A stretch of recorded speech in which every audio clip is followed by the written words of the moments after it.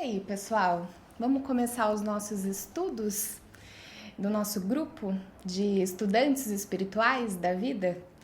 Como a gente passou nas últimas 2 semanas assistindo a nossa primeira série de vídeos em que a gente fala sobre a introdução à educação espiritual e sobre o Dharma, descobrir qual é o nosso propósito, a nossa estrela divina e colocá-la em movimento no mundo, né? Esse foi um vídeo que fez bastante sucesso, porque a gente vive de fato uma sociedade em que o que a gente faz como profissão ou o que a gente, né, a forma como a gente exerce as nossas atividades do dia não está alinhado com os nossos desejos mais profundos.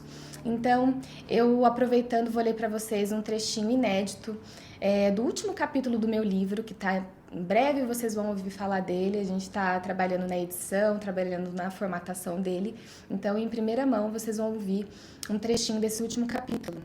E ele começa com um trecho do capítulo 8 do livro Mulheres que Correm com Lobos, Mitos e Histórias do Arquétipo da Mulher Selvagem. Um livro maravilhoso. Então, vamos iniciar a leitura, e essa leitura eu vou deixar hoje para reflexão para vocês, ao longo do fim de semana, aproveitarem e refletirem o que vocês podem fazer para que o seu ser consiga se manifestar da forma como você realmente quer, da forma como o seu coração clama para fazer, tá bom? Então vamos lá. Os sapatinhos vermelhos roubados. Quando a vida da alma de uma pessoa fica reduzida a cinzas, a mulher perde seu tesouro vital e começa a agir com a aridez da morte. No seu inconsciente, o desejo pelos sapatos vermelhos, por uma alegria imensa, não só continua, mas cresce, transborda, acaba conseguindo se equilibrar nos próprios pés e domina a mulher, faminto e bravo. Viver no estado de hambre del alma, de alma faminta, é sentir uma fome insaciável. Nessa situação, a mulher arde de fome por qualquer coisa que a faça voltar a se sentir viva. A mulher que foi privada de sua verdadeira vida da alma pode dar a impressão de estar limpa e penteada, mas por dentro ela está repleta de dezenas de mãos que imploram de bocas vazias. No entanto, mesmo que essa seja uma situação terrível, o self selvagem insiste em tentar nos salvar. Ele sussurra, geme, chama, arrasta nossas carcaças descarnadas de um lado para o outro, nos nossos sonhos, até que nos conscientizamos da nossa condição e tomemos medidas no sentido de resgatar o tesouro. Para manter a nossa alegria, às vezes temos de lutar por ela. Temos de nos fortalecer e ir fundo, combatendo da forma que consideramos mais astuta. Podemos viver sem a maioria das coisas por longos períodos, praticamente sem qualquer coisa, mas não sem a nossa alegria, não sem aqueles sapatos vermelhos feitos à mão. No entanto, é essa dor, essa separação, essa situação de não ter em que se firmar, de não ter uma casa para onde voltar, é exatamente isso que é necessário para recomeçar, para voltar à vida feita à mão, aquela elaborada por nós com cuidado e atenção a cada dia. Trecho extraído do capítulo 8 do livro Mulheres que Correm com Lobos, de Clarissa Píncola. Aí começa eu. Se queres conhecer sua parte divina e se apropriar de sua verdadeira identidade, não se perca da sua natureza. E sua natureza, ser humano, é criadora.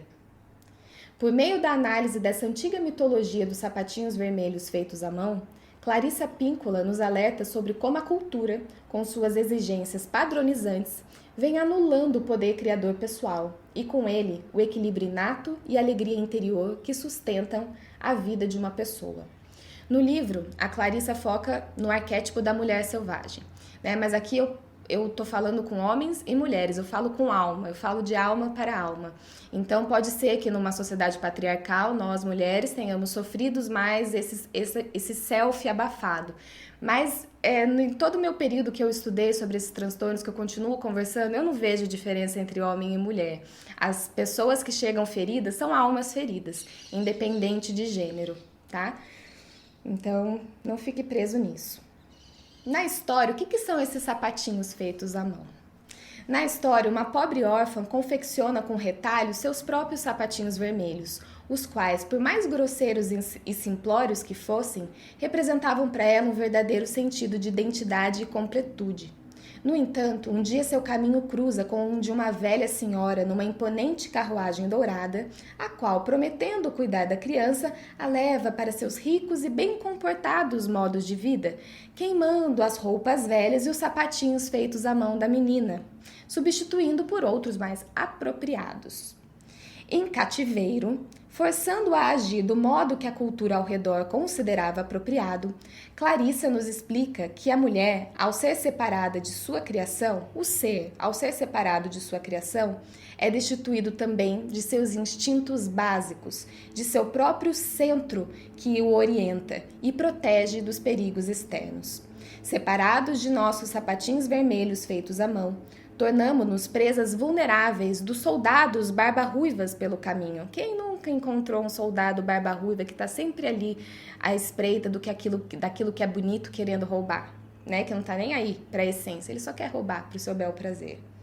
Aquelas ameaças sempre à espreita e que ameaçam roubar esse nosso tesouro precioso.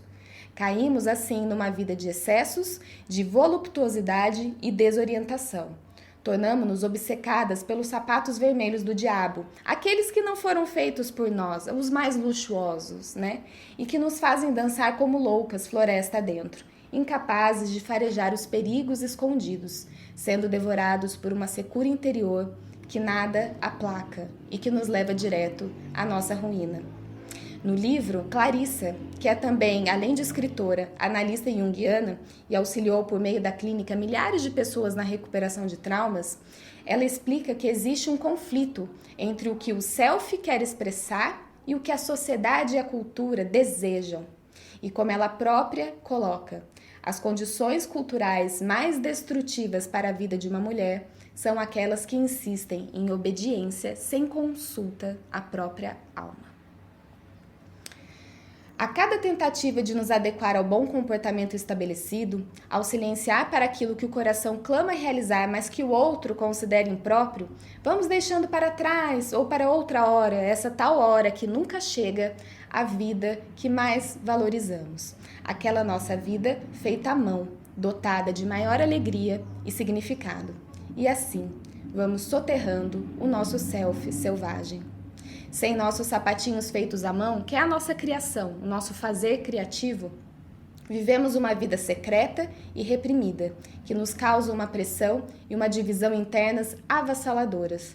A ausência do contato com o self, através de uma vida criativa atuante, nos leva a fazer escolhas erradas e a nos perder cada vez mais de nós mesmos, reduzindo-nos a uma triste semivida. Árida semivida que hoje tantos de nós vivemos, sem nos dar conta de que isso não é a vida integral que, como seres divinos e naturais, fomos feitos para viver. Separados de nossa essência, de nossos instintos inatos, a gente não se dá conta e não consegue reagir. E vivemos à mercê da vida e vítimas das situações. Esse trecho, gente, ele é muito forte, porque ele aponta para a importância da gente atuar na vida, dar forma aos nossos sonhos, através da nossa criação. Então, necessariamente, você não precisa, de repente, largar o seu trabalho, que pode ser que não esteja alinhado com você, se você não pode fazer isso hoje. Isso não é impeditivo para que você realize a sua vida criativa atuante. O que é importante é que você saiba reconheça dentro de você qual é esse seu desejo que clama por ser realizado. Qual é esse dom e esse talento natural, esses seus sapatinhos vermelhos que você fazia?